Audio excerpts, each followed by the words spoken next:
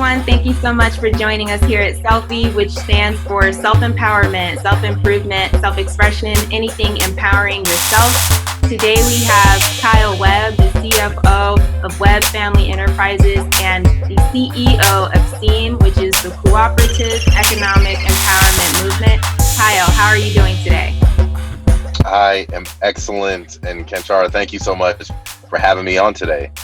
Absolutely, absolutely. So Kyle, are there any Netflix shows that you're watching, books you're reading, podcasts that you're into right now? Yeah, my wife and I, we're watching Ozark right now, heavy, but I really like Patriot Acts with Hassan Minhaj. I don't agree with a lot of the things that he says, but I think his perspective is interesting and his take is awesome. I watch Love and Death of Robots because I'm weird like that. There are a few other things. I've been watching a lot of movies on Netflix recently. Some of the Netflix originals, but a lot of the classics, specifically a Black classic. Nice, absolutely. You have quite a bit of information there that we can all take back as far as Black history, modern history in the making, and so that's pretty awesome that you and your wife are into Ozark, because that's a pretty popular show that's out right now. So that's great. Yeah. So you have a platform called CEEM, and you're also the CFO of Webb Family Enterprises. Can you tell us a little bit more about your platform, and also on top of that, just what CEEM is doing as far as the riots and the protests, George Floyd, and kind of some of the things that are happening in the atmosphere right now? Yeah. So again, I'm the CFO of Webb Family Enterprises, and we own and operate 16 McDonald's franchises. My job is to administer all of that. One of the things we love about what we get to do is, number one, we get to be the best first job provider in every community that we serve. But we got into McDonald's effectively because my dad was a McDonald's corporate employee, and he realized two things. Thing number one is he can't pass on his job to his children. If he wanted to create generational wealth, he was going to have to acquire assets that would do so.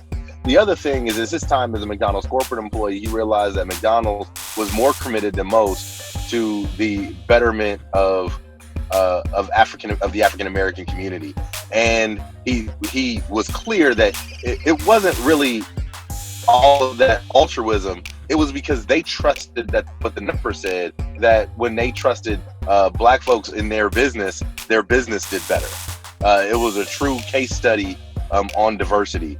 And along in that process, my dad, as the president of the National Black McDonald's Owner Operators Association, with 17 other Black operators, negotiated with McDonald's a parity agreement.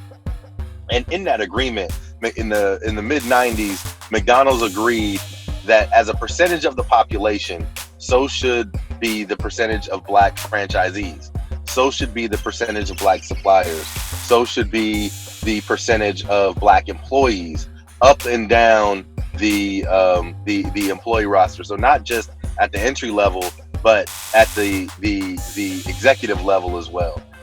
There have been times when they haven't been as committed to that, but right now, they have been very committed to that, and it's one of the things that we are excited about when we get to do what we do in the McDonald's system. But with that experience, we also know that that's not enough. We have to take what we have learned, or we get to take what we have learned of working with McDonald's and in the McDonald's system to translate that to our community. Because if our community had a parity system, could you imagine how much wealth that would bring into our community? Just in the Inland Empire alone, annual GDP is over $100 billion.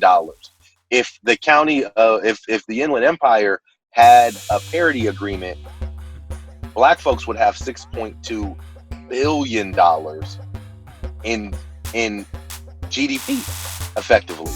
That's not just income, that's income, that's business income, right? We would have the spending power and the requisite power to be able to change the lives for all of us. So we feel like it's our responsibility really to advocate on behalf of those that look like us that haven't had our experiences or our advantages. And we're really excited to get to do that in this thing that is my dad's brainchild called CEEM. the cooperative economic empowerment movement. And it's awesome because we're a co-op, which effectively means that we are owned by our membership. So we've created a structure that enables our membership, which we hope to be our community, to be able to come together and hold organizations like municipalities responsible for getting our fair share of that $100 billion, which would come to be at $6.2 billion. CEEM's mission is clear and simple. I said that like I was going to be able to roll it off, but CEEM's mission is clear and simple: to increase access and opportunities for people that look like us in a very real way. And we're really excited that we get to do that every single day.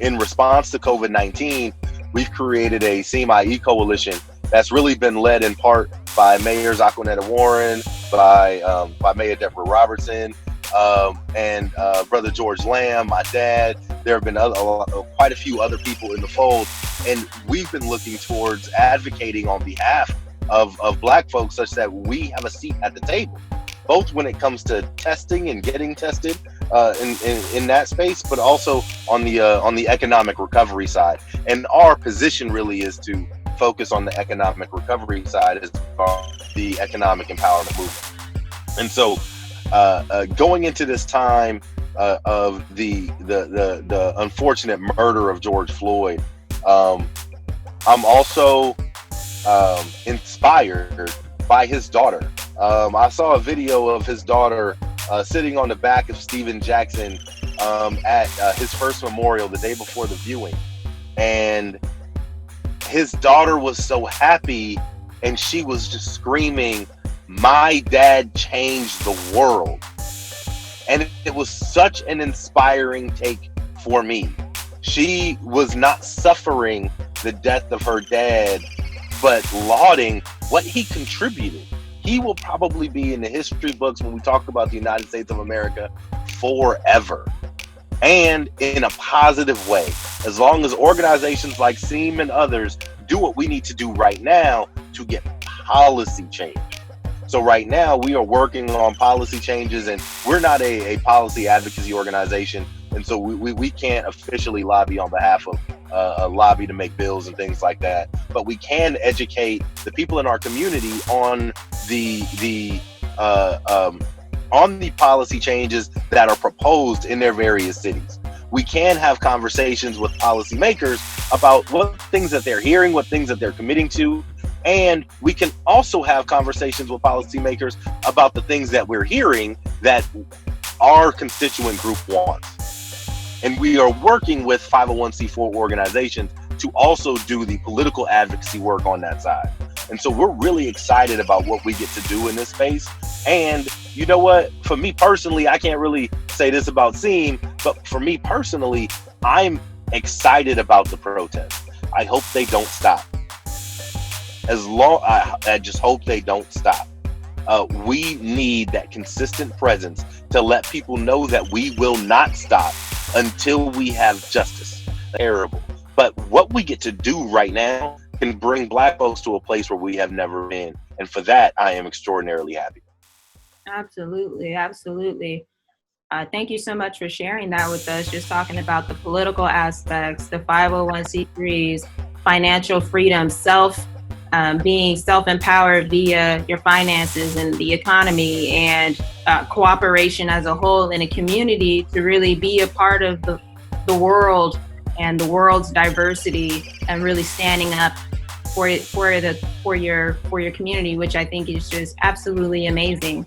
So with all that you're involved in, can you talk about how you talk about how you and your family, you and your wife are practicing and maintaining self-care, especially during times like this? How are you guys taking care of yourselves and things of that nature?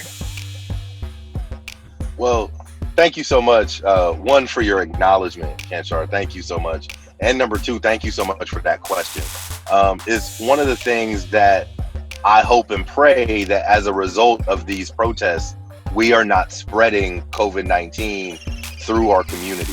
We have already shown that we are passing away at a more rapid rate, and we have to take care for that not to be our experience. and not to be the experience of our allies.